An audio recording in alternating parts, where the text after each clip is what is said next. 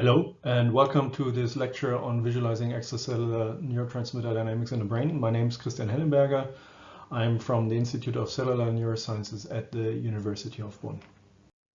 So why would you want to visualize extracellular neurotransmitters? Don't we know already quite a lot from classical methods such as electrophysiological recordings about what happens at the synapse, what happens during synaptic release of neurotransmitters and synaptic activity. Now, it turns out that there are some disadvantages to these classical methods, such as electrophysiology, and I'm going to highlight a few of them. So, for instance, imagine you have a synapse at this particular location in the dendritic tree, and if it's active, then you're recording, for instance, such a depolarization with your somatic electrophysiological pipette. Now, what you can clearly see here is that you're recording essentially from the wrong place. Yeah, this is where synaptic transmission is happening. This is where you record. Second, your response, the electrical response you're recording here, is a high nonlinear readout of the actual neurotransmitter concentration in the synaptic cleft. And it also depends quite a bit on the receptor properties inside that synapse, their number, their dynamics, and also on dendritic mechanisms that can amplify or dampen the response you're recording from the soma. Also, classical electrophysiology does not work if the cellular response is not occurrent or it's not changing the membrane. So, for instance, this could be for the case for synapses where there are, for instance, metabotropic receptors, or simply if you're recording not from neurons but from other non-neuronal cells. And then one major aspect or potential disadvantage is obviously that you have with your single recording pipette no spatial resolution. So you do not know which of these synapses is active. You can simply not decode this, and you also do not know how far released neurotransmitter can spread inside the synapse. Another potential issue is that in classical electrophysiology, you do not know necessarily what neurotransmitter is being released. And a good example of that is a glutamate receptor, and especially one of the NMDA receptor subtype, which is an important receptor at many excitatory synapses and involved in synaptic transmission and synaptic plasticity. And that particular NMDA receptor needs several things to happen in order to be active. So first of all, you need presynaptic activity. Glutamate needs to be released. You need a coagonist to be present. That could be glycine and or deserine, and the postsynaptic activity needs to be present to remove the magnesium block of the receptor. So if you see an increase of your electrophysiological responses, you actually do not know without any other tools whether there was an increase of glutamate release or a change of the glycine deserine concentration, or simply the postsynaptic cell was more or less depolarized. Another potential approach to record local neurotransmitter signaling more directly is microdialysis. Yeah, but it turns again out that these microdialysis pipettes or probes are fairly large, so that they also record from a fairly large volume and average over that volume, and they have a fairly low temporal resolution. And again, they have no spatial resolution, such that you do not know whether a synapse is active here or there or there. You won't be able to distinguish that. So there are several ways to solve these issues. One is obviously to directly visualize the neurotransmitter as it is being released into the extracellular space and as it spreads in extracellular space, for instance, at a synapse. And for that, you would need to have an optical neurotransmitter indicator or sensor to visualize the spatial and temporal dynamics of substance neurotransmitter that is being released in the tissue. Now, when you think about such a neurotransmitter indicator, there are quite a number of conditions it has to fulfill. So for instance, it needs to be specific for the signaling molecule that you're interested in. So if you're interested in glutamate signaling in the brain, then your sensor should only respond optically to glutamate. It needs to have a known and suitable affinity in situ. So the concentration range of neurotransmitter it senses needs to match the concentration changes that occur in the tissue. And it's also ideal to know the binding and unbinding rates to obtain more quantitative estimates of neurotransmitter concentrations. It needs to have a stable fluorescence intensity, and it needs to be highly fluorescent. So you want to be able to pick up the signal easily that is being generated by the optical neurotransmitter indicator. And then obviously you want it to have a large change of its fluorescence intensity after the binding of the ligand, for instance, glutamate. But you also want it to be insensitive to its surroundings at the same time. So for instance, during synaptic transmission or other stimuli, the extracellular pH could change, and you don't want your fluorescence sensor to change its fluorescence once the pH is changing. And obviously you want it to be exclusively extracellular because you're not interested in intracellular neurotransmitter changes, but you're interested in this particular case. For instance, what happens after glutamate is being released? How far does it spread in the extracellular space? How far does it spread in the tissue?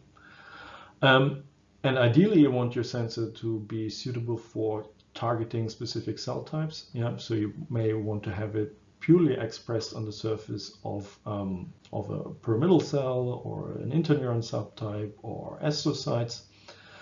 And one way to achieve this is to, for instance, use genetically encoded sensors because they are easily targeted for expression specific cell types. Okay, so this is the wish list. How do we get there?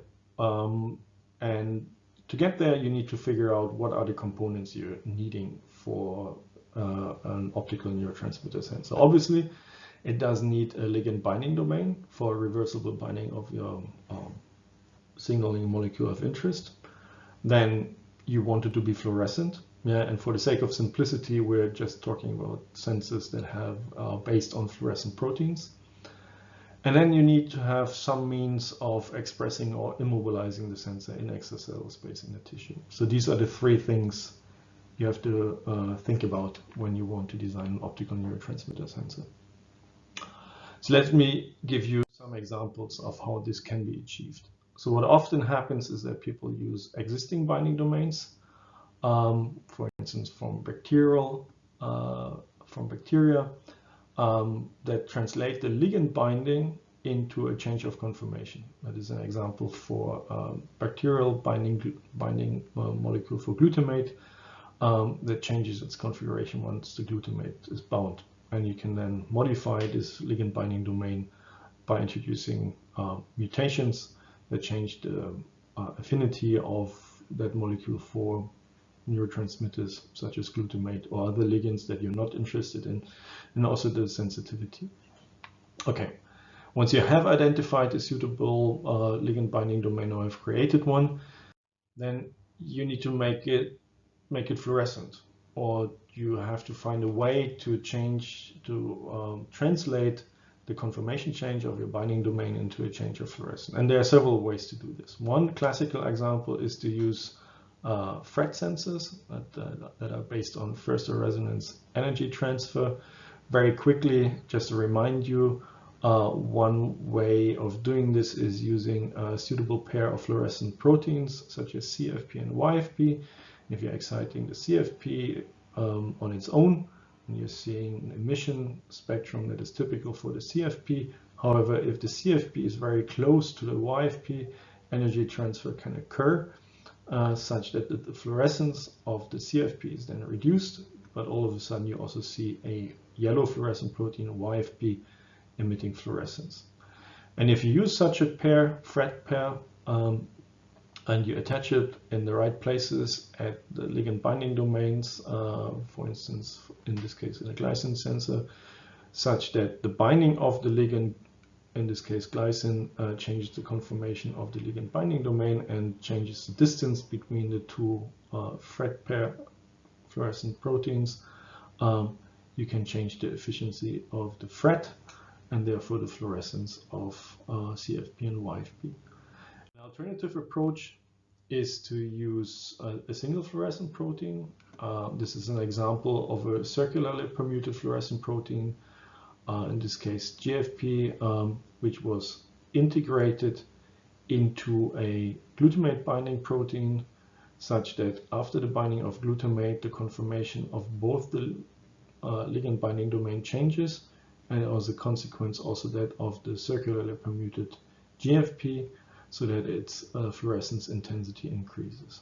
And as you can see here from that particular graph, you see that the higher the ligand concentration glutamate, the higher the fluorescence of this EGFP that had been integrated into the sensor. Okay, so once you have your sensor, you also need to have some means of expressing or immobilizing it in the tissue. And there are several ways. I'm just going to comment on two.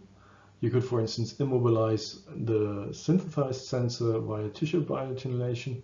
The way this works is that your sensor, here's an example using an ECFP venous thread pair with a ligand binding domain and a biotin tag. And the way you can anchor this one in the tissue is that you incubate the sensor with streptavidin. So you get streptavidin sensor complexes, which you then inject into the tissue in which you had the membranes of the cells previously biotinylated.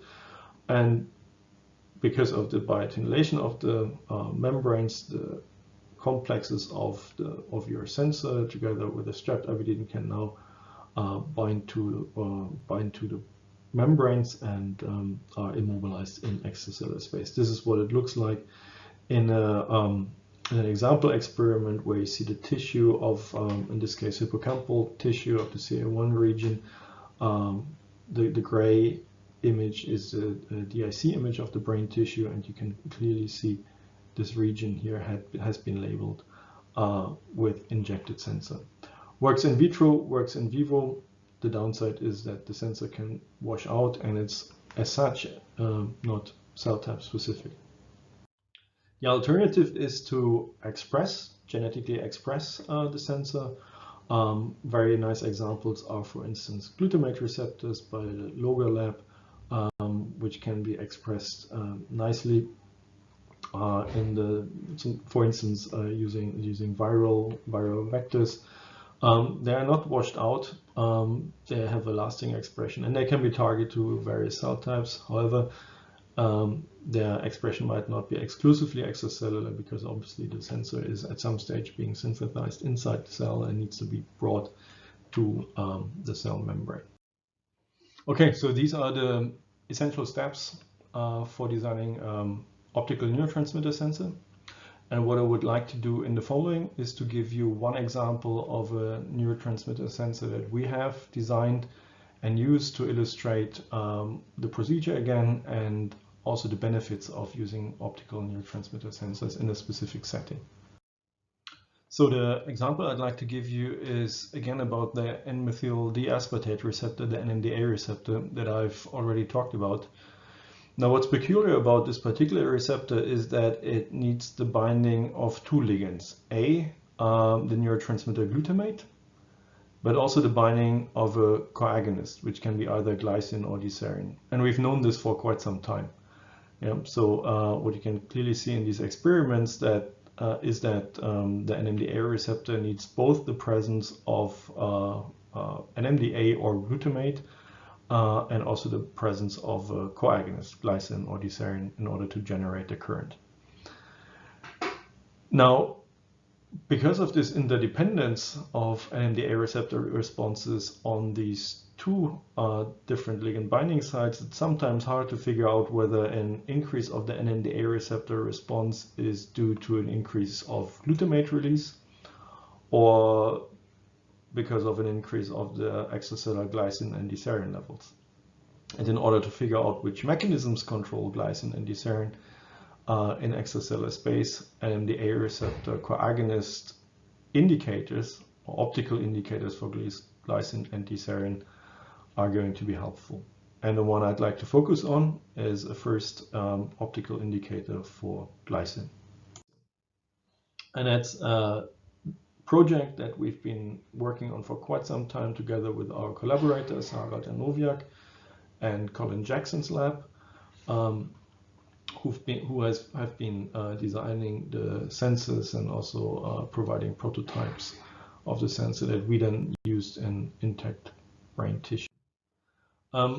As I said previously, first of all, you need to find a binding domain for your neurotransmitter, for the neurotransmitter that you're interested in. And the one that Colin Jackson's lab found was again from a bacteria, which in its wild type form actually binds glycine, GABA, and also serine. And they've been reconstructing the binding site and visualizing the binding site of that binding domain, and then have been starting to introduce mutation to get rid of unwanted ligand binding. And after several iterations, they found that if they introduce these three mutations in the binding pocket, the sensor is only reacting to glycine, and not to GABA, and not to serine, and also not to glutamate. As I said, once you have this binding domain that is specific for the signaling molecule you're interested in, you need to integrate it somehow into a fluorescent sensor. And the one that we used is the FRET pair that I've already talked about. It's a CFP-YFP FRET pair, and the CFP and YFP have been attached to the ligand binding domain. And the way this molecule then behaves is that when there is no glycine bound, the CFP and the YFP are fairly close, at a distance of 7.5 nanometers roughly. And when the glycine binds, the conformation of the ligand binding domain changes, such that the CFP and the YFP are now further apart, and the efficiency of FRET drops, and therefore the fluorescence of the CFP is increasing, and that of the YFP is decreasing. Okay, one important bit here that you have to take care of when designing sensors is to optimize these distances, and this can be done using optimization of the linker that links the binding protein with the fluorescent protein. And that turned out to be quite a challenge. And after quite some work, Colin Jackson's lab could show that there's one particular type of linker that's a triple repeat of these amino acids, and that optimizes the fluorescence changes upon glycine binding. Okay, so that's how to design the glycine sensor, optical glycine sensor. Now what can you do with it? And I'd like to show you two examples of experiments that would otherwise not have been possible. In the first one, we tested what kind of stimuli can increase extracellular glycine concentrations in the intact tissue. And the way we did this is by anchoring the glycine sensor in extracellular space of acute brain slices of a brain region called the hippocampus, the CA1 region. And the way we anchored them in the slice is by biotinylating all the surfaces, membrane surfaces of the cells in the slice, and then injecting a mix of our sensor with a biotin tag linked to streptavidin. And when these complexes are being injected into the hippocampal slice, such as this one, they're stuck to the membranes in extracellular space. And the way this looks like under the microscope is depicted here. So you see the grayish parts of the image represent the DIC image of the tissue. So you see the pyramidal cell layer, you see stratum radiatum, and the yellowish blob is the fluorescence of the sensor YFP molecule superimposed on the DIC image here. So you see this round region, yellowish region, which represents the piece of the tissue in which the sensor head has been immobilized. There's also extracellular field recording electrode and a stimulation electrode here.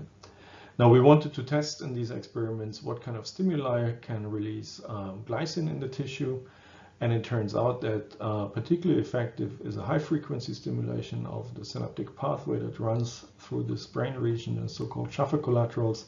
And you can nicely see that once we have started the stimulation, the glycine levels increase, and when we stop the glycine the stimulation, then this glycine concentration return to baseline. And this is not happening in control recordings where we did not deliver high frequency stimulation. Now this shows you directly that there is actually glycine release after induction of neuronal activity here, which was not known before. You can then continue these experiments and also testing what the pharmacology is and what mechanisms release the glycine from the cells. And it turns out that these increases are disappearing when glycine transporters are inhibited, indicating that glycine release in the tissue, in this case, is mediated by transporter activity. Another example I'd like to give you is about the spatial gradients of glycine. So there's predictions from the literature that synaptic NMDAs are less activated by glycine, and their co-agonist is rather glycerin, whereas extrasynaptic NMDA receptors, which are localized on the extrasynaptic membrane and for instance on the dendrites, that their co-agonist is rather glycine and not glycerin. So the prediction from the literature was there are gradients of glycine in the tissue. And that's something we can test now, because we can again use our optical glycine indicator, label a piece of the tissue. So this is the cyan blob here, is the location of where the sensor has been immobilized in extracellular space, and then we visualize a single neuron. And when we zoom in into that brain region, then we can see the dendritic shaft and its spines. So these spines, these protrusions, these are the sites of synaptic contacts. And now, if the prediction from the electrophysiology is correct and the pharmacology that was done previously, then we would expect glycine levels in the perisynaptic region to be lower than in the nearby shaft regions. And now, since we do have the sensor with spatial resolution, we can directly investigate this, and it turns out that indeed the glycine levels in the dendritic shafts are higher than in the synapse itself.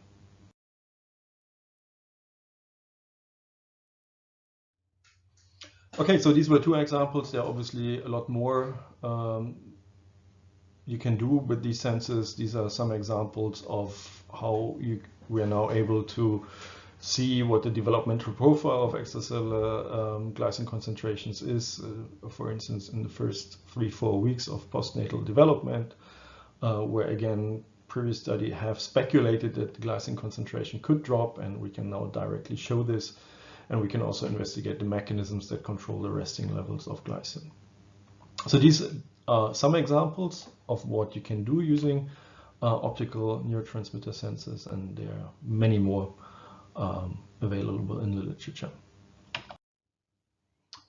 Yes, and with that, I'd like to finish and would like to briefly acknowledge some of the people who were involved in the study.